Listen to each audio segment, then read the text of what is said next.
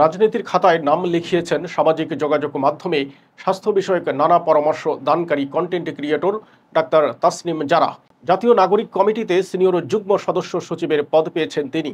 সামাজিক যোগাযোগ মাধ্যমে অনেকেই তার কন্টেন্ট দেখলেও অনেকেই তার পরিচয় জানে না।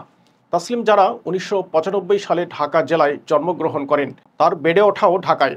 তিনি ভিকারুননিসা নূন স্কুল অ্যান্ড কলেজে এইচএসসিতে অধ্যয়ন করেছিলেন। তারপর তিনি ঢাকা মেডিকেল কলেজ থেকে এমবিবিএস ডিগ্রি সম্পন্ন করেন।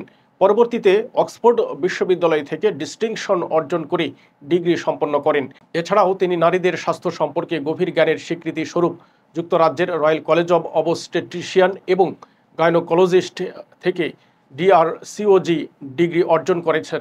ভ্যাকসিন নিয়ে সচেতনতায় অসামান্য অবদান রাখায় যুক্তরাজ্য সরকার ডাক্তার তাসনিম জারাকে ভ্যাকসিন লুমিনারি নামক বিশেষ সম্মাননা প্রদান করেন। তার কাজ নিয়ে BBC Times, Sky News, Yahoo ও দ্য ফিনান্সিয়াল টাইমসের মতো আন্তর্জাতিক মিডিয়া সংবাদ প্রচার করেন।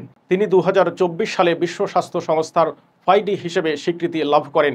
ডাক্তার তাসনিম জারা বর্তমানে বিশ্বখ্যাত কেমব্রিজ বিশ্ববিদ্যালয় হাসপাতালে ইন্টারনাল মেডিসিনে বিশেষজ্ঞ ডাক্তার হিসেবে কাজ করছেন এবং কেমব্রিজ বিশ্ববিদ্যালয়ে সিনিয়র ক্লিনিক্যাল সুপারভাইজার হিসেবে মেডিকেল শিক্ষার্থীদের পড়ান। তিনি যুক্তরাজ্যের হায়ার এডুকেশন একাডেমির একজন সহযোগী ফেলো। তার গবেষণাপত্র ইউরোপ ও আমেরিকার বিখ্যাত জার্নালগুলোতে প্রকাশিত হয়েছে। এছাড়াও তিনি সাজিদা ফাউন্ডেশনের ইনস্টিটিউশনাল রিভিউ বোর্ডের একজন সদস্য। ডাক্তার তাসনিম জারা সহজ বাংলায় ভিডিও তৈরির মাধ্যমে মানুষকে স্বাস্থ্য সচেতন করে তুলতে নিরলসভাবে কাজ করে যাচ্ছেন।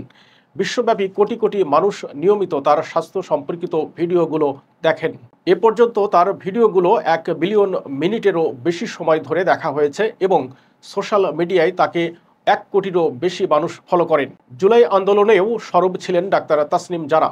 তিনি জুলাই স্মৃতি ফাউন্ডেশনের হয়ে জুলাই আগস্টে আহত মানুষের চিকিৎসার কাজে যোগ দিয়েছিলেন। পরবর্তীতে জাতীয় নাগরিক কমিটিতে যোগ দেন। নতুন বাংলাদেশ বিনির্মাণে এবং মানুষের সুচিকিৎসার অধিকার নিশ্চিত করতে তিনি রাজনীতিতে যোগ দেন।